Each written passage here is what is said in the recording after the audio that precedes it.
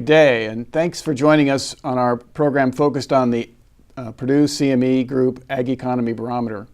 I'm Jim Mintert, Professor of Ag Economics at Purdue and also Director of the Purdue Center for Commercial Agriculture. And joining me today is David Widmar. David is a Senior Research Associate in the Center for Commercial Agriculture. And we want to share the results with you of our most recent Ag Economy Barometer survey. We survey 400 producers nationwide to get their sentiment regarding the ag economy in general, and also specifically focused on their individual farm operations. And then we aggregate that and use that to produce the Ag Economy Barometer and also the index of current conditions and the index of future expectations. So we want to share those results with you today. And then we're also going to share some of the other questions, responses to some of the other questions we posed to producers that give us a little more information and insight into what producers are thinking and perceiving what's taking place with respect to the U.S. ag economy. So with that, David, let's take a look. And this is this month's Ag Economy Barometer reading.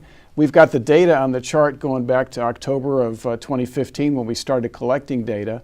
And the October 17 observation is on the far right there at 135. And just as a little bit of background, a reading above 100 is a reading that's above our base values. Those base values were established that first 6 months of data collection. So when you see a number above 100, it means conditions are more positive than what conditions were from October of 15 through March of 16 when we started collecting data.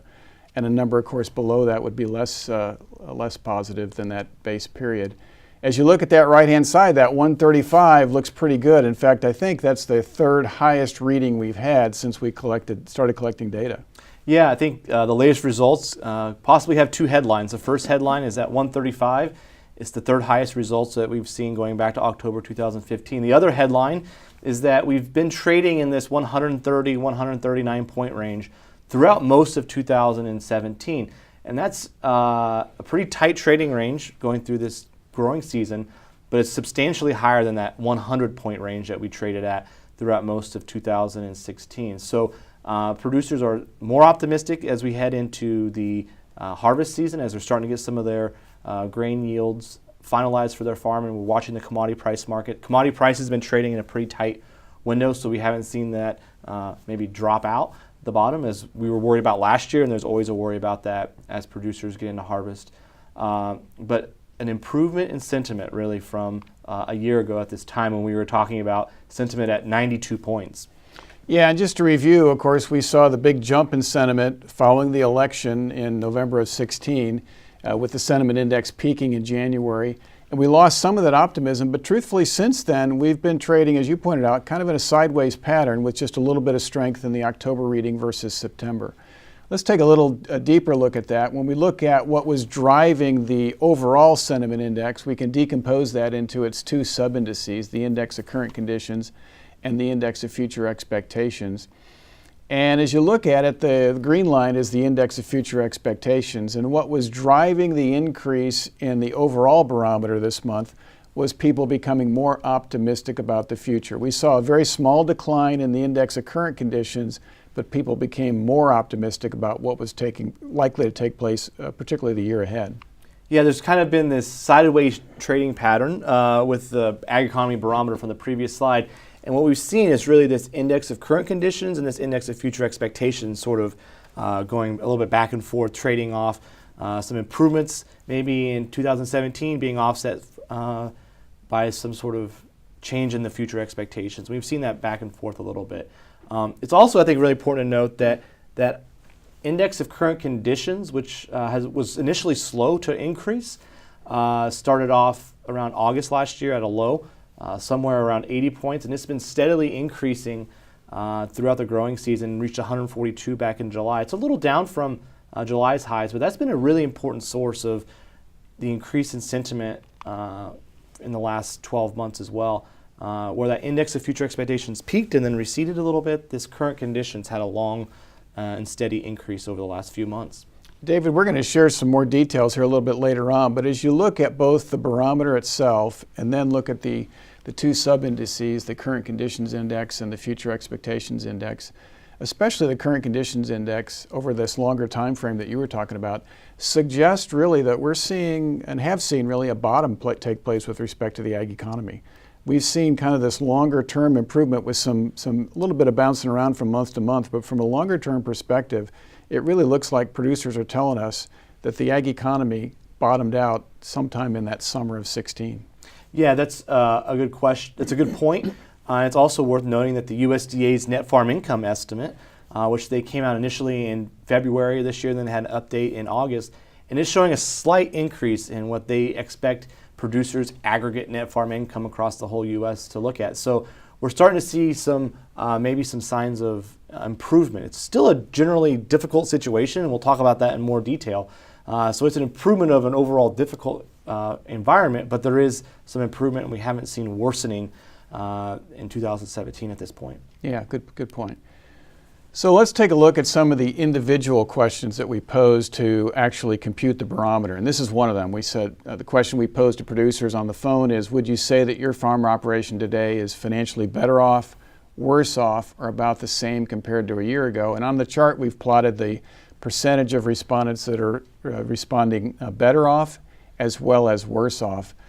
And you have to look at that for a little bit to kind of get a handle on what that's saying, because as the percentage of people saying they're worse off declines, that actually is an improvement in their perspective. And just to highlight that, if you look at where those numbers were a year ago, that worse off index or response was at 69% a year ago. This time in October of 17, we were down to 41%. The percentage saying better off really hasn't changed much. So that's kind of an interesting dichotomy there. What we are seeing is less negativity out there, Right. but not a lot of people telling us they are better off. I think I like to look at this question and think about 10 farmers in a room, maybe 10 customers for an ag retailer. A year ago, 7 of them were saying that their farm was worse off than the year before. 1 of them was saying better, and then, of course, 2 of them were about the same. And now where we are today in 2017, 4 of them are saying they're financially worse off than last year. 1 of them is better, and 5 of them are saying they're about the same. So this is, again, sort of this, we're not getting worse. There's some improvement, but the big change is that we're not getting worse here in 2017. Yeah, and so another indication of maybe some stability entering the ag economy as opposed to an ongoing decline. One of the questions we pose periodically about once a quarter is we ask people about their price expectations looking ahead 12 months. And we focus on the major crops, so corn, soybeans, and wheat. And as you look at it, this is the percentage of respondents that expect higher commodity prices for corn, soybeans, and wheat. And we've charted that going back to October of 15. And as you look at it, it says that we have fewer people saying they expect higher prices. So in that context, there's a little less optimism among producers with respect to what's going to take place with those commodity prices. We look at the next chart, and there's also fewer telling us that they expect to see lower prices. So we've got less optimism, less pessimism, and really what we've got is a larger group of people that are saying commodity prices probably aren't going to change much over the next 12 months.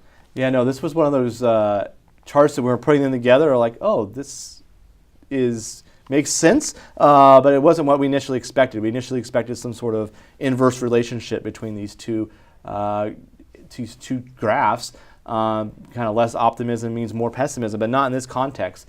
And even the commodity markets has sort of been trading in a pretty tight window here for the last 2 or 3, even 4 weeks. You know, the corn price for December 2017 has really been zeroing in around that $3.50 per bushel. So not a lot of movement in the Board of Trade prices, and I think producers also sort of expect that to continue for the next year or so with less optimism and less pessimism.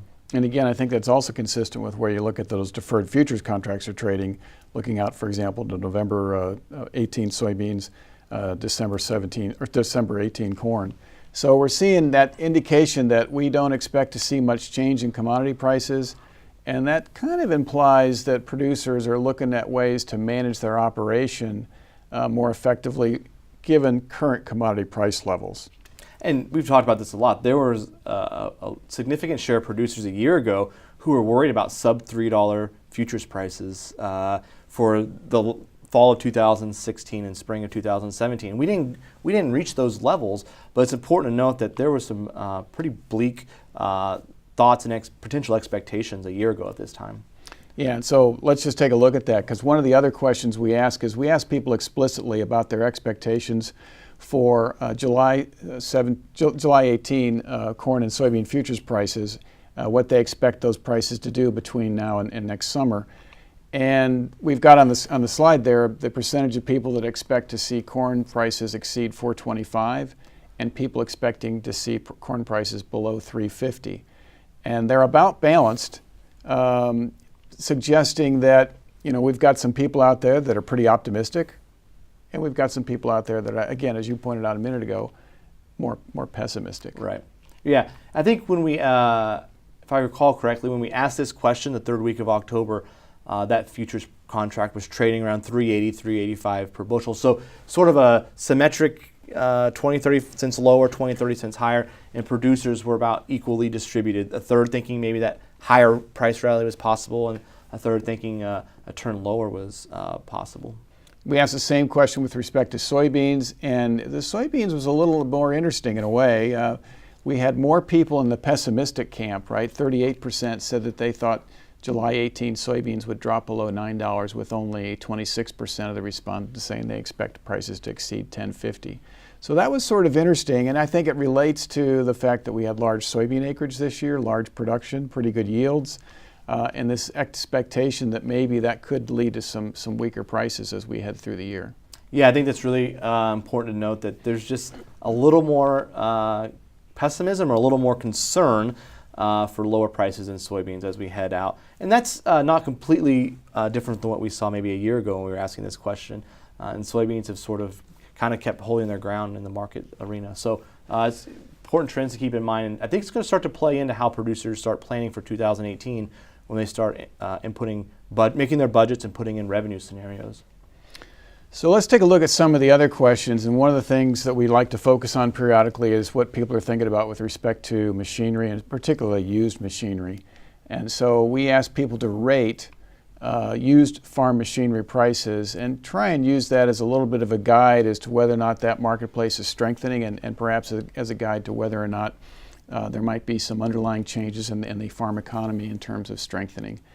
And this month's results were kind of interesting. And notice that in prior months, we've been pretty consistent. 52 to 54% of the people said those used farm machinery prices were high. This month, we went to 58%. So a bit of a jump there. And conversely, on the low end, there's been a little more variability in that one, but we've been ranging between about 17 and 27% saying that they expect or they feel that used farm machinery prices are low. This month, it dropped down to 11. And again, that we don't know exactly what people are thinking when they respond to that, but that suggests a marketplace in the used farm machinery market that's strengthening a bit, perhaps, and that could be indicative of people starting to step back in the marketplace and make some purchases. Yeah, and we've seen from, again, the USDA data for capital expenditures, those have been really lower since 2014, where they had a big decline in 15 and 16. And so maybe producers are starting to need to upgrade some of their equipment that they've been putting off for a few years.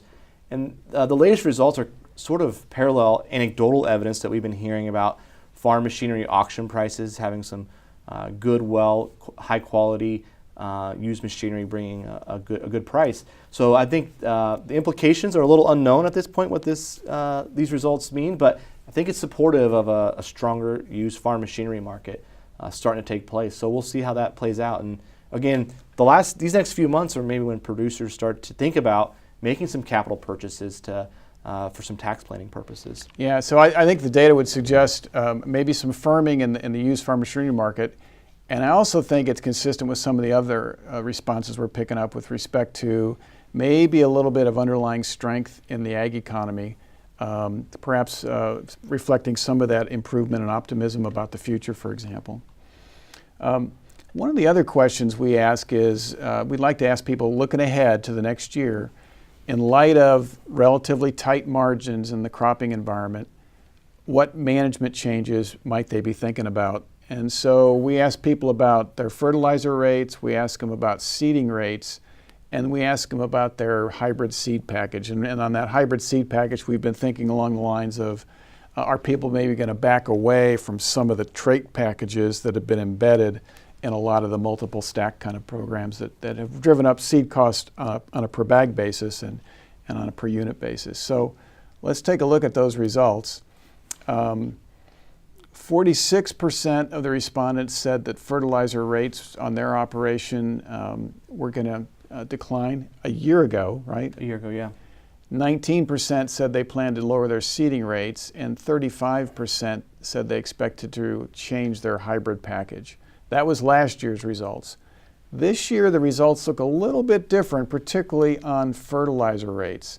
Only a third said they plan to reduce those fertilizer rates, and the responses on seeding rates and the hybrid packages really didn't change much from last year. So what do you take of that, especially on that fertilizer side, David? I think my sort of take is that producers are less likely to adjust fertilizer rates. Of course, both last year's results and this year's results have been augmented or supported by lower fertilizer prices. Going into next year, we anticipate maybe lower fertilizer nitrogen prices based on recent pricing activity. But I guess producers are maybe less likely to pull that lower fertilizer rate lever. Maybe there's some breathing room in the budgets for them to make some adjustments other areas.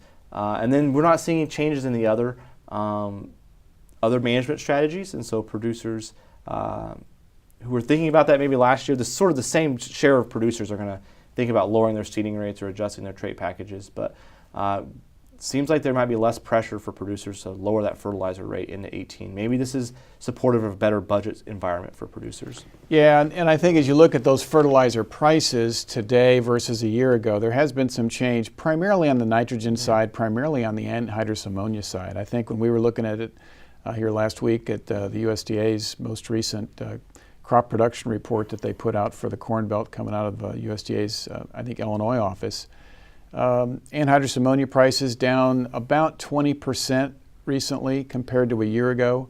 Prices for other fertilizer inputs down a little, but the percentage decline relative to this time last year is actually fairly small on most of those. But the biggest decline has been on anhydrous ammonia. And I think perhaps producers are looking at those lower fertilizer values, especially on the nitrogen side, and thinking, well, with those lower prices, perhaps we don't need to cut rates in an attempt to reduce expenses. And really, if we step back and look at what fertilizer prices have done over the last few years, there's been a substantial decline.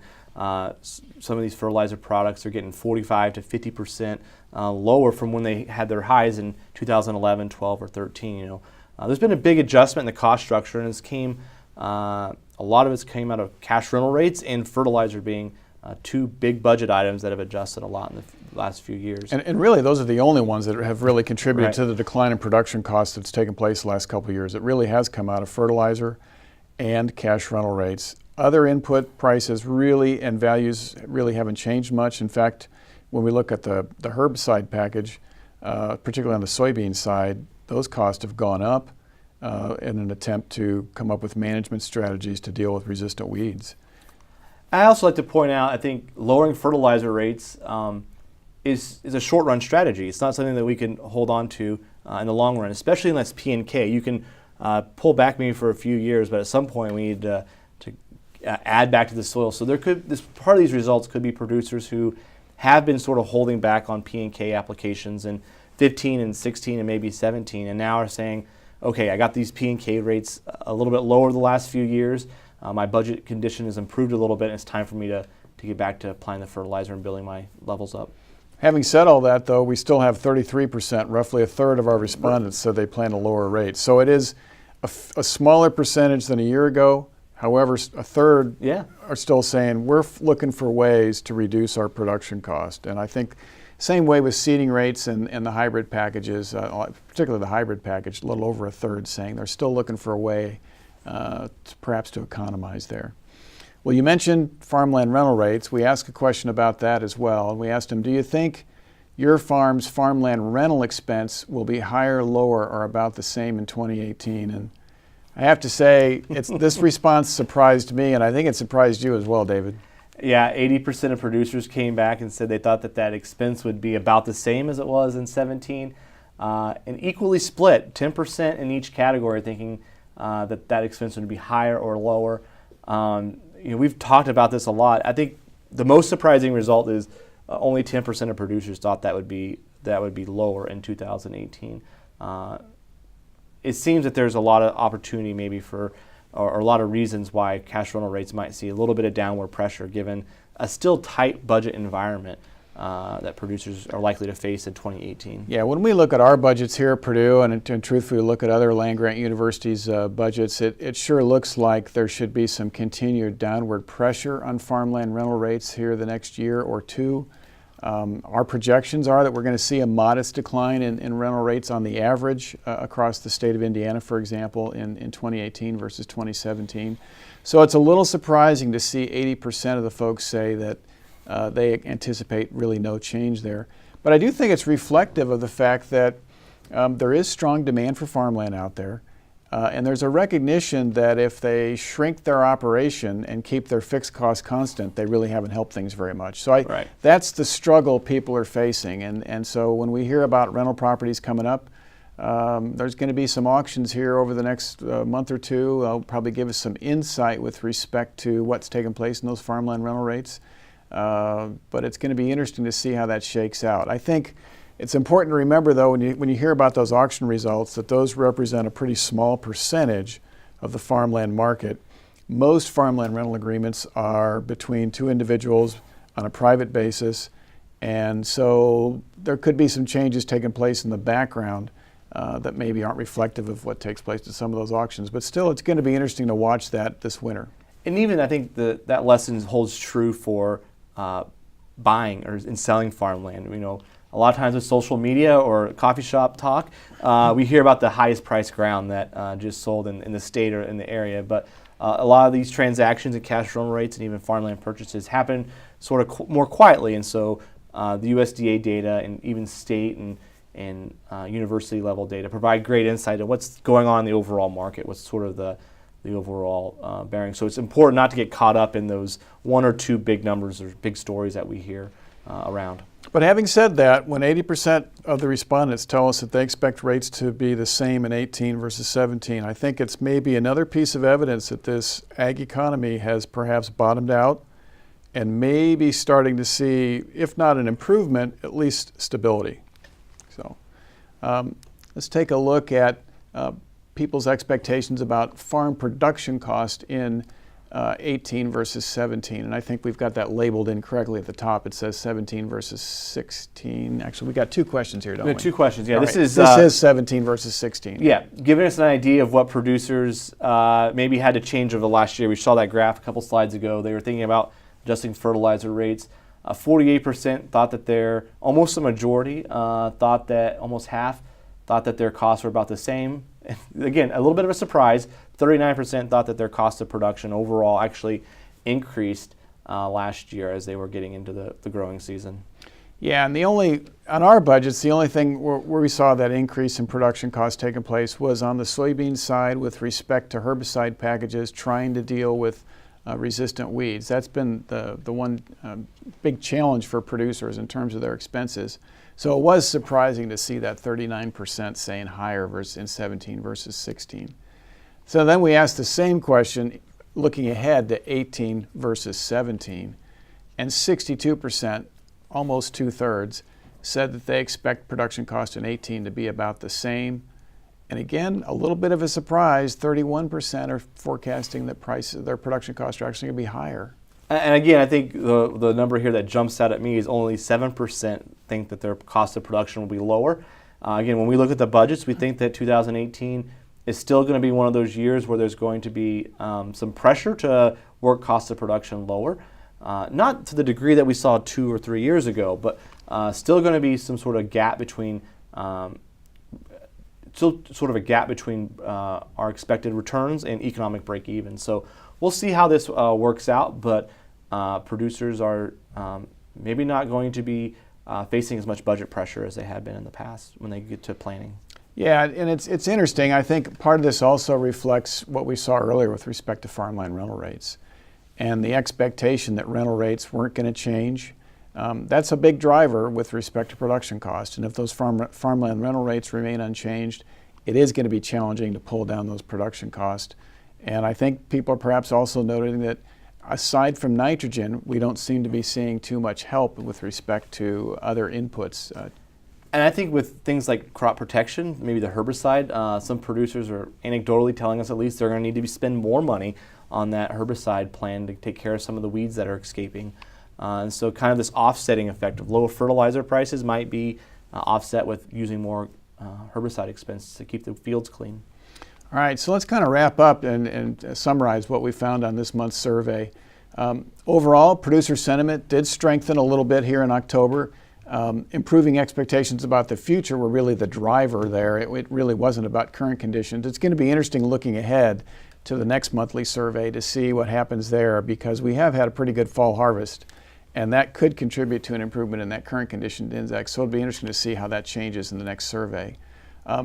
We detected less pessimism among producers regarding crop prices, especially for wheat, soybeans, and cotton, not so much on corn. More producers reported on the October survey that used farm machinery prices were high, and we think that is suggestive of a firming in that used farm machinery market, and perhaps also indicative of some strength starting to show up in the ag economy as reported by producers. Then 80% of producers expect those farmland rental rates in 2018 to be about the same as 2017. That was a little bit of a surprise to us. And 62% of producers expect all farm expenses in 2018 to be essentially unchanged from 17. And I think a lot of that's probably driven by that farmland rental rate expectation. I agree, yeah. So with that, we wanted to point out a couple of other things coming up. In January, early January, we've got our annual Business Climate Outlook webinar for 2018. That'll feature myself along with Chris Hurd, our grain marketing economist, Michael Langemar, our farm management economist, and David Widmar. We'll be having that discussion on January 5th, so hopefully tune in for that. And then also in January, we have our Top Farmer Conference. And for those of you that have been familiar with that in the past, this conference used to be held in the summer. We've moved it to the winter to make it more accessible to producers. That'll be held here in West Lafayette. Information about the conference is on the website, so please check that out, and we would encourage you to attend the 2018 Top Farmer Conference. So it's really a great opportunity for producers who are probably in the middle of their planning for 2018 to jump onto the webinar or come to the Top Farmer Conference and sort of fine-tune and dial in some of their plans. I know we're going to talk about crop insurance decisions, maybe some agronomy, herbicide, and fertilizer planning decisions here at the Top Farmer Conference, as well as a lot of other topics, but an opportunity for producers to dial in their plans. Yeah, it's a great opportunity not only to hear what the speakers have to say, but a great opportunity to network with your peers and challenge each other with respect to changes that you see coming and changes you're making on your operation. So the full agenda is available on the website, so I encourage you to take a look at that and consider attending. So with that, thanks for joining us today.